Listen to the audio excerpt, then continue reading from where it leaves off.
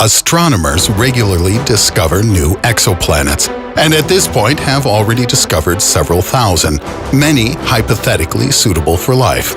Of course, according to just preliminary calculations. It was announced recently that, like Tatooine in Star Wars, life is theoretically possible even on planets from binary stars. In general, we are always looking for answers to the same question.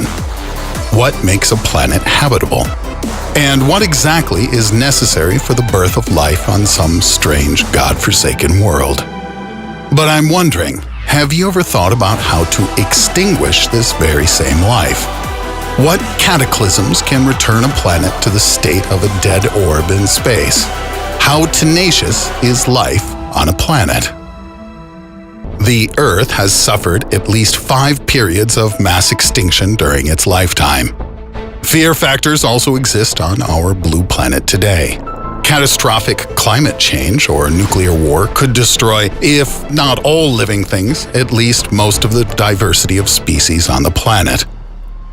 However, if there are at least some living organisms remaining on the planet, evolution will get another chance. So who or what is the most tenacious form of life? A number of organisms, which are quite difficult to discern, take precedence in this sordid business. Some species of bacteria manage to survive in shale oil fields or in water saturated with sulfur compounds. And, fascinatingly, these bacteria create a favorable environment for the restoration of the ecosystem after volcanic eruptions. Extremophiles, as they are known, or their remains, are planned to be searched for on Mars. In NASA's program for the Mars 160 project, participants learned to detect alleged Martian lichens, G-polytons, which are cyanobacteria and algae inside or just under transparent rocks, and halophiles, organisms that like salt. So, according to scientists, there is a chance that these representatives of the living world will be able to survive under the harsh Martian planetary and atmospheric conditions. Interestingly, the inhabitants of this microcosm are quite capable even of traveling in space. And there is some speculation that individual microorganisms were brought to Earth from Venus. A curious experiment has been conducted at the International Space Station for the 7th year now, where samples are taken during spacewalks from the station's outer covering. And biologists have found fragments of DNA of various microorganisms in these samples. And in 70% of the samples, they found typical terrestrial and marine bacteria. The ionospheric elevator hypothesis was confirmed, according to which the smallest particles of dust and sea salts from the Earth's surface enter the upper ionosphere. And if these spores survive in such conditions, then the upper limit on the existence of life expands noticeably beyond our terrestrial atmosphere. Harsh conditions in space, as might be seen, for example, after a serious space disaster, affect complex organisms more than simple ones. Planarians, also known as flatworms, can reproduce asexually, dividing their bodies from side to side into 2, and are able to regrow missing tails and even heads if so desired. But it turns out they are not so comfortable in space. Their metabolism changes, as do their microbiomes. And the worms more often divide asexually in space. One even regenerated into a 2-headed beast. And the probability of such a mutation happening is normally extremely small. Moreover, after amputating both heads, the 2-headed creature managed to regrow both of them anew. Judge for yourself the vitality of the flatworm.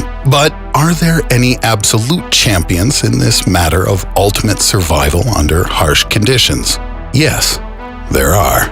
They are quite slow-moving creatures. You may have heard of them. These 8-legged microscopic organisms are called water bears and have tremendous endurance. If they, or their equivalent, were the only survivors on our planet, it could only become technically uninhabited through the flames of some diabolical astrophysical catastrophe. Barring that, they will survive. For these hardy creatures, it's the little things in life that matter. Favorable conditions for them generally consist of a wet environment, as they feed on algae and moss. If necessary, these tiny creatures can go into anabiosis, a kind of hibernation or suspended animation.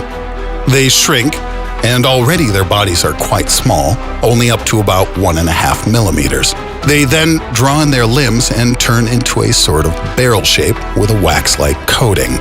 Their metabolism becomes 10,000 times slower, and their water content drops to 1%, and the strange creatures' bodies turn into an almost glass-like substance.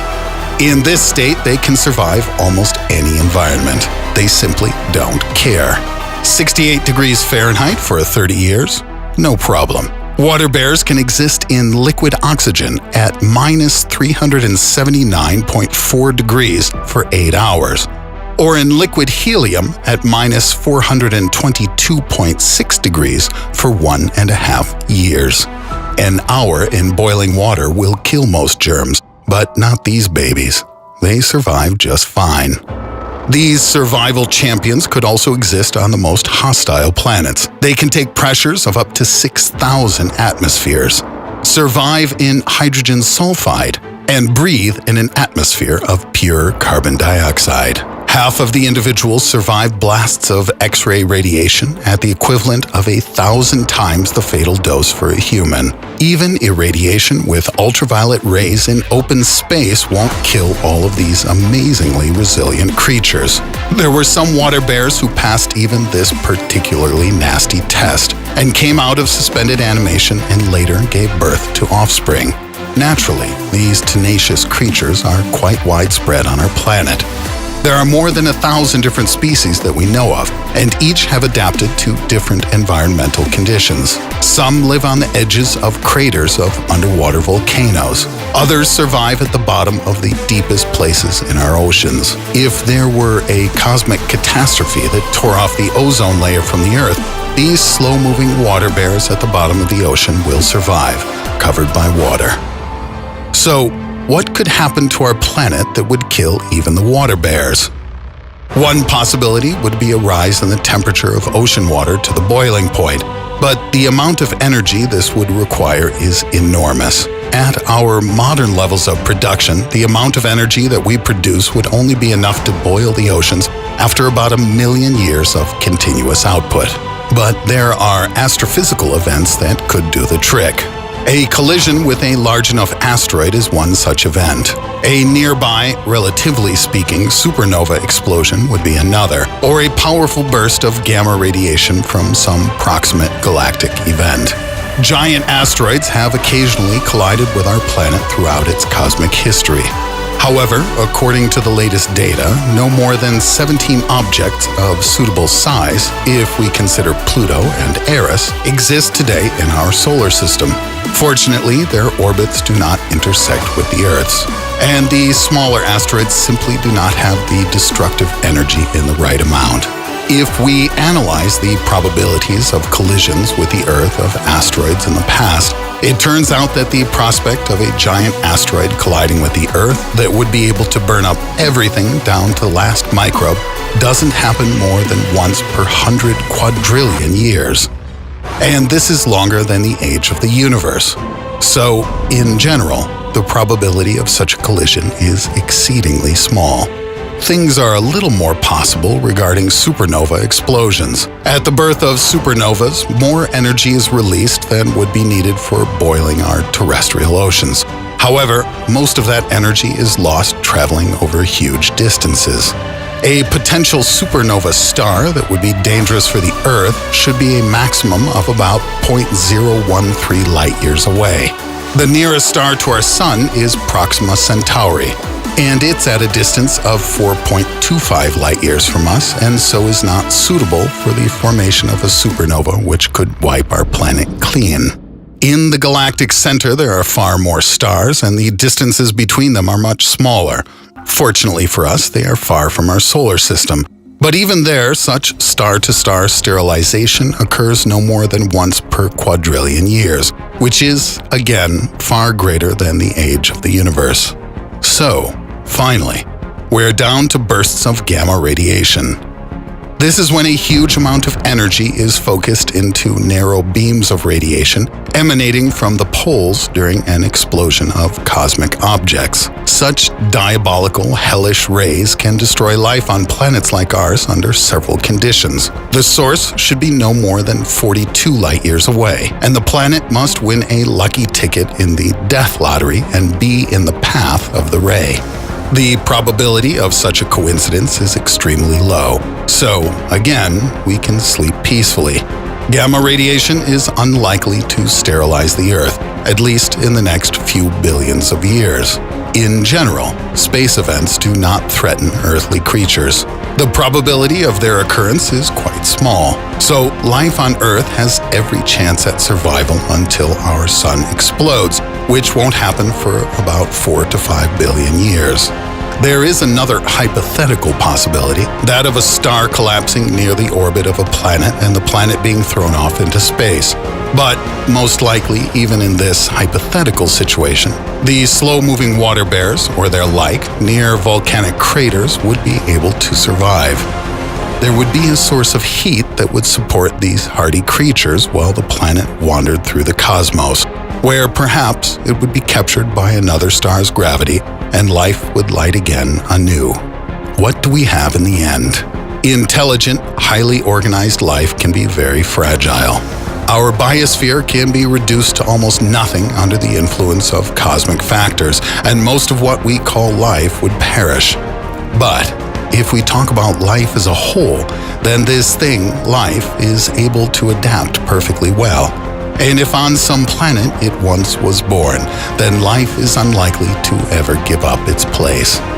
Exterminating all life is not as simple as it might seem, and so we have every chance to find this very life elsewhere in the cosmos, most likely on other planets. We will someday find, if not our brothers in reason, then at least the relatives of these creatures. This I do not doubt. If this was interesting and informative for you, you know what to put and where to click. See you soon, my dear friends. What will be if we wrap you round and round with Scotch tape? Throw the whole package into a microwave oven. Roast it quite well. Feed that to a giant hungry whale. After that, drown you in the ocean. Then bury you alive, send you into space. Then let you drop back down to Earth, straight to the bottom of the Mariana Trench. After that, take you out and dry you under a nice warm lightning storm. Dress you up, comb you out, stick you on a plane, climb to a height of 30,000 feet, and toss you out once more, where you plummet back down to the unyielding surface. Of course, without a parachute. What will happen then? Let's ask Arnold. How are you feeling, buddy? You still on your feet?